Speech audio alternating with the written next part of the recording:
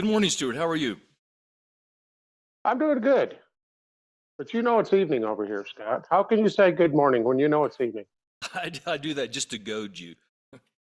Oh, okay. Yeah, good. You're looking especially fine this morning. No surprise because we know you're a man of high style. Oh, yeah, of course. Yeah, thank you. So, how have you been? Have you been out riding in the mountains lately, or playing your guitar, or what have you been up to? Lots. I've been playing a lot. We actually have a little gig this evening, so I've been getting ready for that. So a Oh, lot of playing, not too much riding at the moment. I bought that new mule uh-huh. and trying to sort some things out with her. But hey, Stuart, we have a really interesting topic this today, I believe, and a We do little have. little word of advisement, kind of a trigger warning. You might want to put your spiritual steel-toed construction boots on in case you get a big toe smashed. My idea is to actually explore how natural law connects to the topic of divorce and remarriage, which is a controversial thing in some circles, not all circles. And first, I'd like to just do a little kind of a brief overview again, maybe sneak this into every natural law podcast that we do is I see the evolution of human consciousness in kind of three phases, and this is only a model. It's not exactly how things work, but you've got the law of the jungle of might makes right, and the winner takes all, win lose decision making, and then in that primitive landscape, that harsh, aggressive landscape, this idea of law begins to creep in, and it's called positive law. Positive law is where a governing authority begins to dictate a catalog of do's and don'ts. The Ten Commandments are an example of positive law. And that's kind of basic, but that's a transitionary period of where we move through as we develop our consciousness. And a level above that is the moral law. And I'll use biblical terms here. That's where the positive law, the externally mandated positive law, is not written on tablets of stone, so to speak, but the moral law is where it's written on your heart. And these are the principles that you and I will be talking about for the next year, maybe a year or two. I don't know. We'll see how this goes. And I thought this morning of a way of putting it that might kind of help clarify exactly. The moral law, they're principles that are a little bit abstract, but they're complete. They're all encompassing. Positive law is like a stab in the dark. Don't do this and don't do that. But it leaves so much out because you only have so many pages in your notebook. You can only make it so long. And it's the difference. Positive law is like giving a man a fish, and the moral law written on the heart is like giving him a fishing pole. It's comprehensive. He or she can then take that and begin to solve problems way into the future instead of just in that moment. So anyway, that's kind of a way Right. I thought of this morning about kind of describing the difference between positive law and the moral law, which are abstract principles that we all know in our heart. Well, I think we saw illustration of the positive law at the Ten Commandments, that level, and those were kind of written for people who pretty low level of understanding. If I remember right, they were serving a golden calf. And so it's kind of like things that, like Johnny, don't throw sand in the sandbox. Thou shalt not Hmm. throw sand in the Hmm. sandbox. Yeah, that's positive That type law. of thing. The moral law, which was good for a base, it was good for, God always knows how to communicate with people on their own level. And so at that level, I think that's what he had to do. But I think the New Testament would teach us that the moral law is a much higher standard, much higher. Much higher. I would say it's high enough. It's what we need. Yeah. It's the goal. Well, if we follow it, You follow it, no, yeah. But it's not where we start. We we start with the follow it. law of the jungle. Might makes right. Like Yeah, might makes right. Chairman Mao, the communist leader of China back in the day, he said this, and it has a lot of wisdom and truth in it. He said, ultimately, political power flows out of the barrel of a gun. In other words, it actually takes, it has to be reinforced with force, potentially, if it comes down to it. We want to Yeah. operate far above that level. I think Yeah, of course. we are called to operate above that. So, all right, let's explore how this topic of divorce and remarriage, and I would like to see how the moral law, or actually the principles of natural justice, combine with that or interact with those values that people have on divorce and remarriage. Well, Scott, you know, the other day you put me on the witness stand, and so can we reverse that? And I'll create some scenarios, and you tell me how the moral law would deal with those. Are you game for that? I'm being cautious here before I say yes, because I know just enough about you, Stuart, to be cautious. So yeah, we can. Okay, let me give you a recent scenario that's happened is the Epstein files. Now, let's say that there's a man and a wife married, and she just knows he has a business somewhere. He travels a lot. She's an airline stewardess. I'm making this all up now, okay? And so she's not always home. She doesn't always know what he's doing. And their marriage is mediocre. And then one day the Epstein files comes out and she finds his name on the Epstein files. Is she bound to that guy for the rest of her life? Give me some wisdom from natural law. Oh, I don't have wisdom, Moral but law. let's see what the natural law says about that. But I'd like to ask your permission to, before we actually answer that question, hold that, just hold that on the shelf there. Let's do a little bit of background first. And I'd like to make some statements for people's consideration. First is that this entire world runs on the basis of contracts, either explicit or implicit. What do you think about that? What's your reaction to that? Can you buy that? Yes, inferred, yeah, let's see. They're inferred or written down. It's either explicit, like a contract that you sign, or it's implicit or implied. And an example of that would be a social contract. Okay, now you're ambushing me. So I guess it's fair game, isn't it? Okay, yeah. Okay, so what I always say, Scott, is if you add value, John Maxwell said this, says people of value who value people add value to people. So I had that inspiration when I came here to Africa that if I add value to people, I'll become valuable. And so if the husband and wife are adding value to each other, then the contract is good. But if one of them is breaking that contract, and I think that's what you're referring to, they're not holding up their end of the contract. Yeah, but I'm not even at the level of partners at this point. I'm just looking at, basically, you might say, the theory of contracts. And I'm not an attorney. I'm not a contract attorney, so I'm just going to take a stab at this. But I think my information is sound. What's the purpose of a contract is simply this. It's to encourage win-win decision making. That's kind of an epiphany in and of itself. The purpose of a contract is to encourage one of the principles, the most important principles of natural law, which is to encourage win-win decisions. In other words, to put the guardrails up for an agreement voluntarily entered into by both parties, that they will both benefit from that agreement. Yes, of course. Yeah. So the purpose of the contract is to promote win-win decision making. So both parties need to benefit. For that contract to be valid, there needs to be full disclosure, no secrets. In other words, the fine print cannot be too small to read. You understand what I'm saying?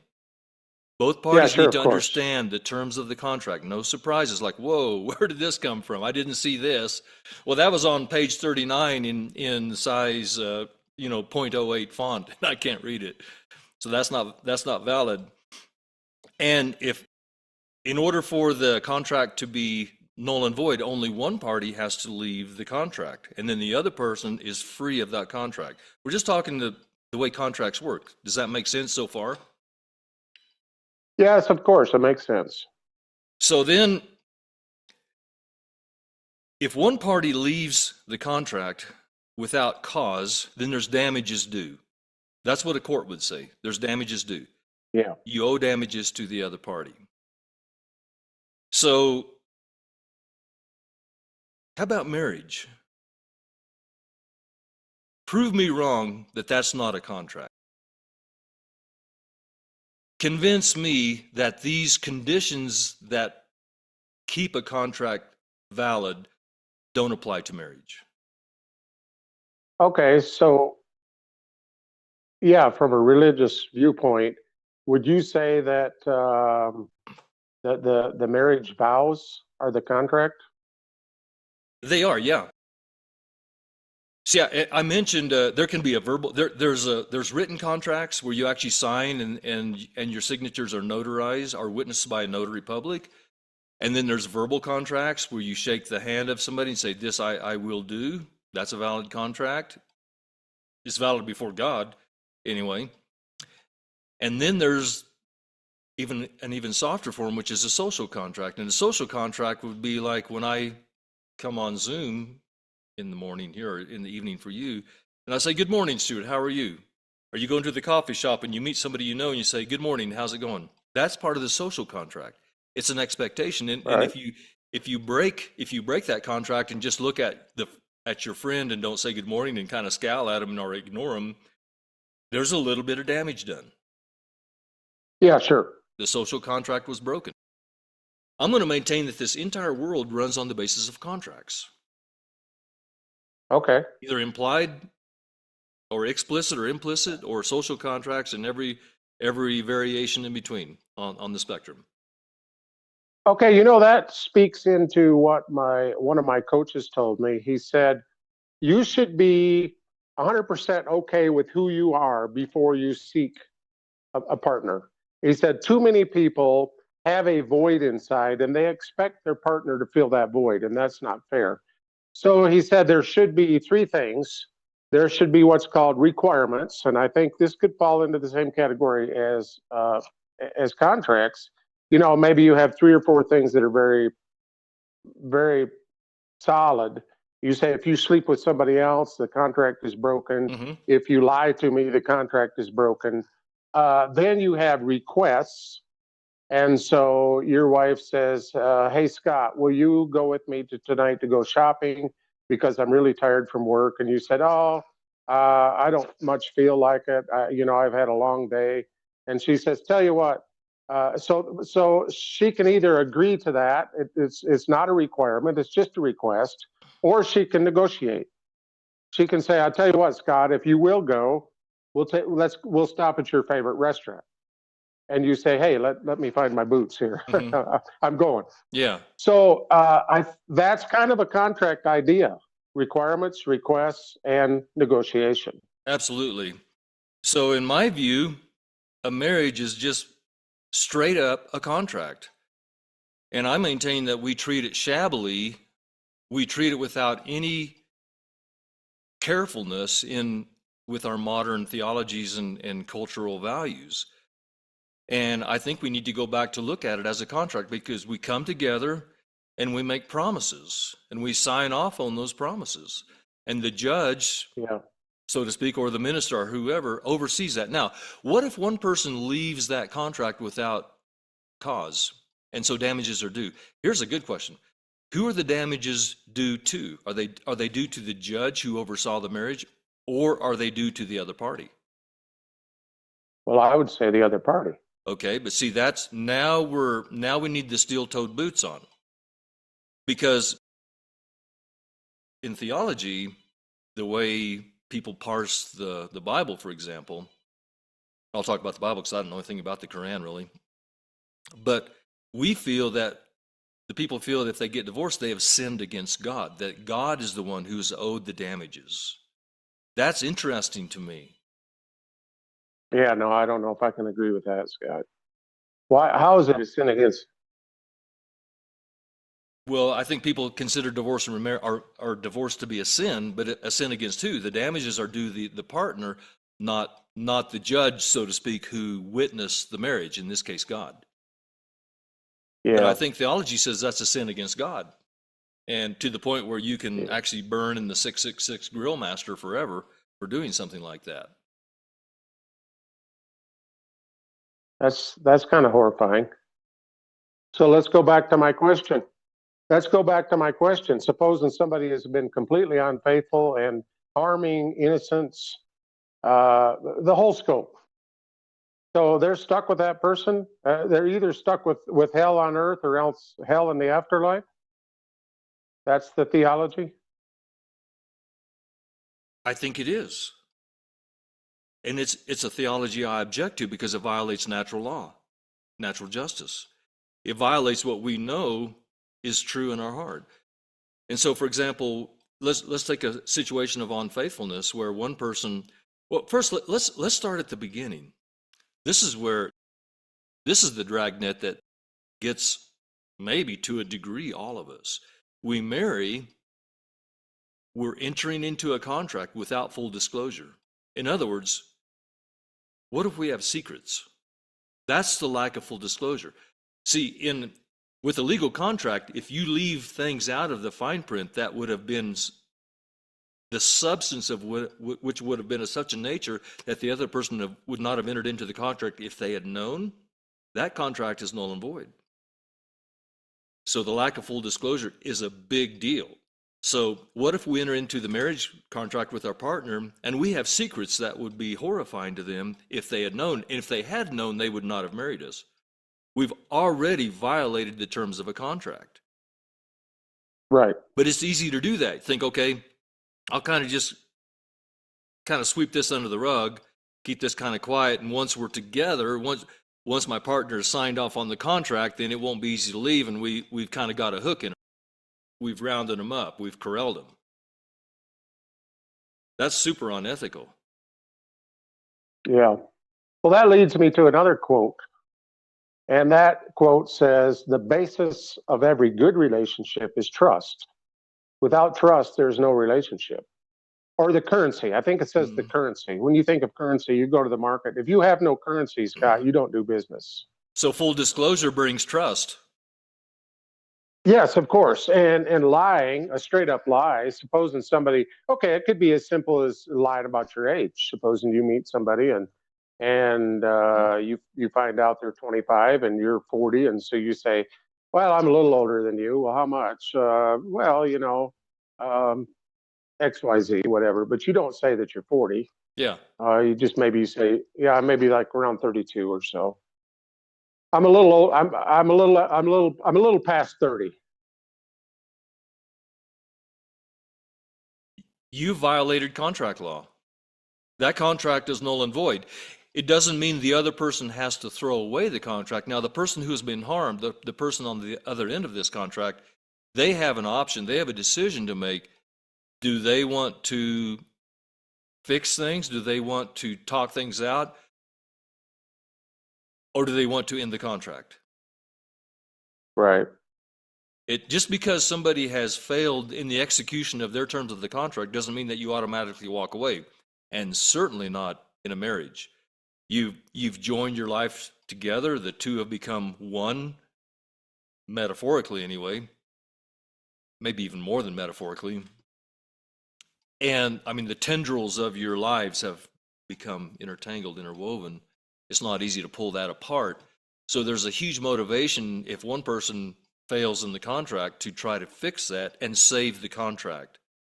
And what happens is, because we're flesh and blood, we're human, is all of us to some degree fail on upholding our end of the marriage contract, probably almost for the duration of our marriage. Hopefully we get better at it though. So it's really a judgment call. So how bad, maybe this is your question, how bad does the breaking of the contract be? How bad is the violation before we actually throw the contract in the trash and get a divorce? Yeah. No, I would never recommend divorces. There's people who have zero tolerance, and then there's people who have the mindset that, well, if this don't work, I'll get another one. Yeah, let's take those two cases. Let's take the people that have zero tolerance for divorce. So, like, you have signed up for life. It doesn't matter what the conditions are. Sorry, buddy. You were 16 years old. You put your signature on the line. You weren't even of legal age, but You married and you were completely oblivious to what you were getting into. Plus, you didn't even understand the gravity, the import of marriage. Plus, the other person had all these secrets that they were keeping from you. I'm just building a worst case scenario here to test the boundary of things. And yet, you're committed for life. There is nothing you can do. And the God of heaven and the universe and everybody else receives the most profit by you remaining miserable in that relationship for the rest of your life. That's crazy. That violates natural law left and right. But that's where religious law comes in and takes over natural law. I think in some cases though, religious law would allow a divorce, but in many cases it doesn't allow a remarriage. You know, for adultery or abandonment. But you know what I've studied and I think people have to be interested in learning, or they're just going to stick to their own opinion. But from what I've studied, there are misinterpretations to the Greek language to this effect that it says, don't just put away your wife, because then if she remarries, she commits adultery. If you're going to put her away, give her a letter of divorcement. That's what the Greek language said. So she's free. Yeah, so she's free. So I think there are people who, you know, I've heard people say, well, you know, I've read the Bible many times and there's just no allowance for remarriage. I mean, there's some allowance for divorce if things are, if all the conditions are met, but there's no allowance for remarriage. And so, but let me ask you a question, Scott. Supposing that same person would, in a fit of passion, poison their partner, the Bible, according to these same people, would say, well, they can repent of that and they could get remarried. So they can repent of poisoning and get remarried, but they can't repent of divorce and get remarried if divorce, in fact, is wrong. Do you see the double standard there? Well, that's a corner that you paint yourself into a corner. You don't know how to get out of that corner once you've painted yourself into that corner. That's a bind. So I'm seeing two ways of doing harm. The person that says you can never break the contract, even if there was a lack of full disclosure, and if one person has walked away from the contract, you still have to maintain your side of the contract. That's the one form of doing harm.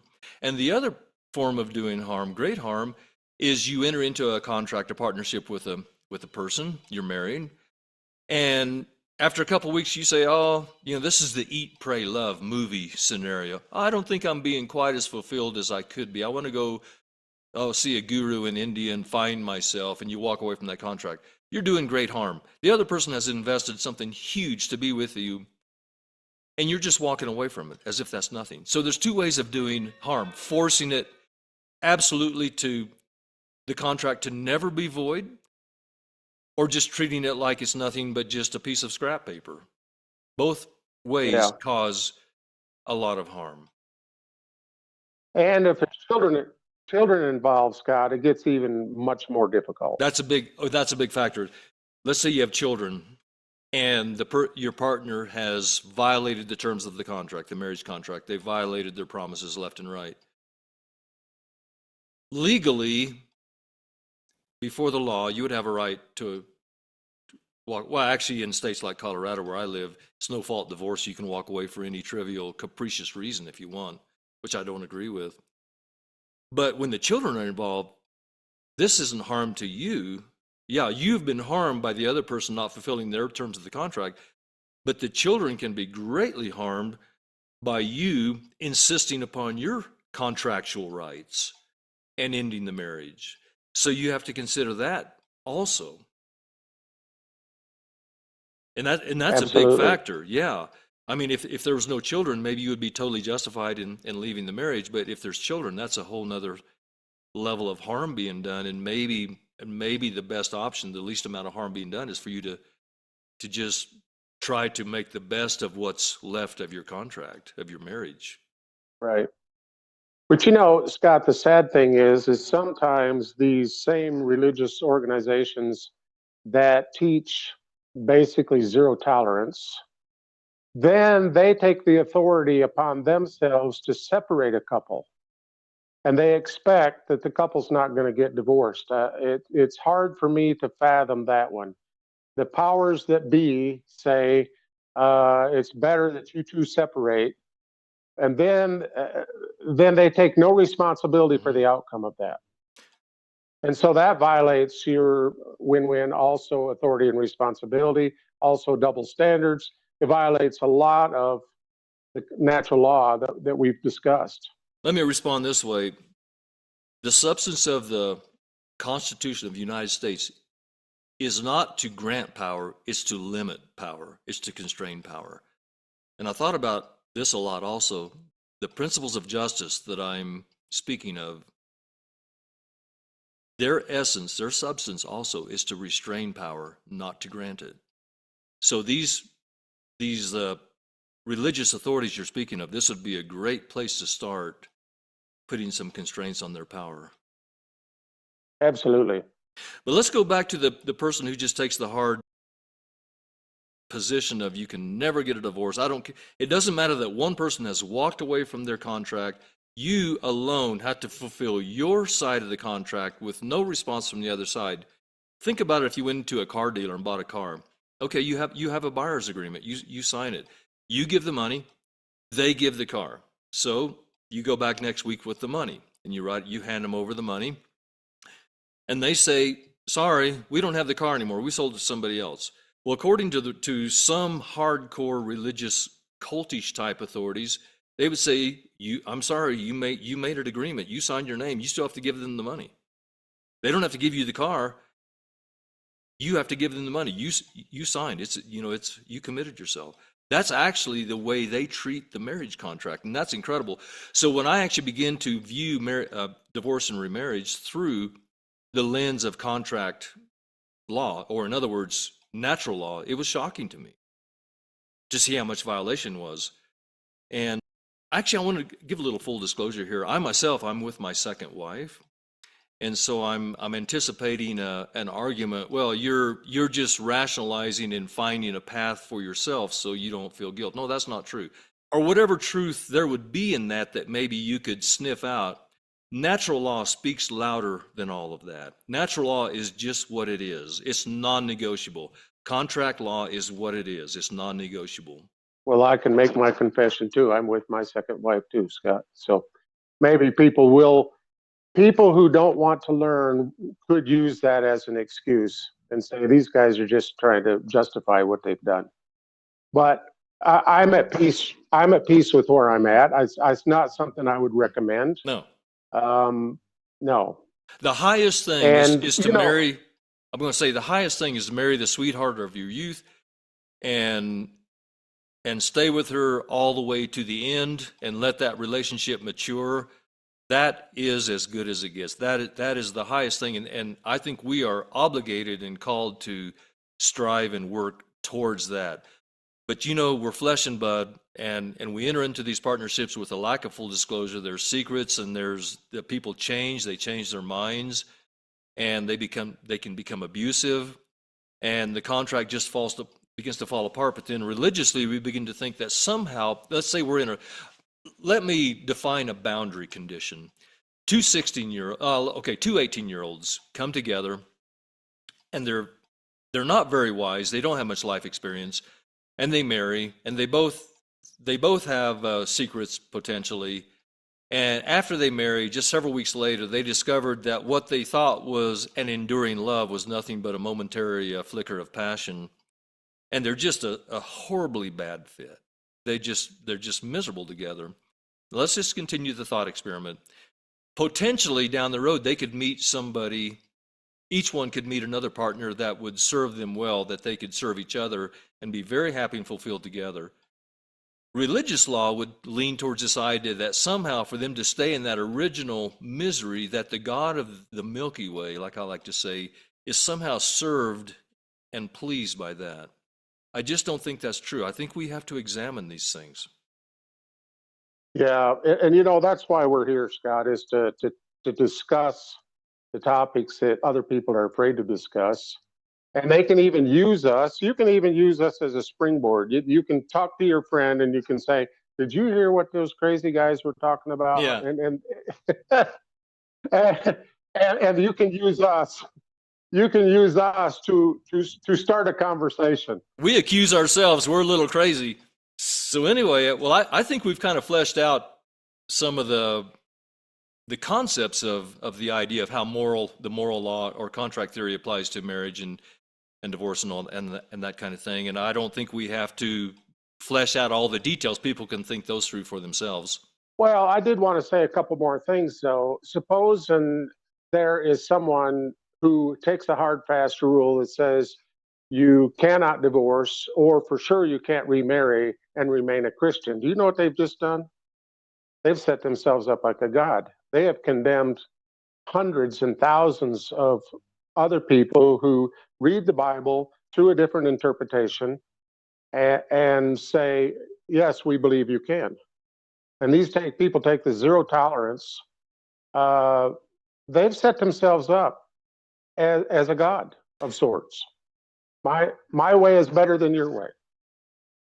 Very true, Stuart. I agree. So I think the bottom line, let me just summarize, we need to enter into these contracts with another person very, very carefully, think hard about it, full disclosure, making sure we're not holding secrets, and then do our best to uphold those contracts. But so I see we're almost at the end of our time. I think we should sign off before we have an abrupt cutoff. So thank you again, Stuart. Yeah, we don't want that. No, always appreciate talking to you. Yeah, you too, Scott. Thank you. Goodbye. Take care. Bye.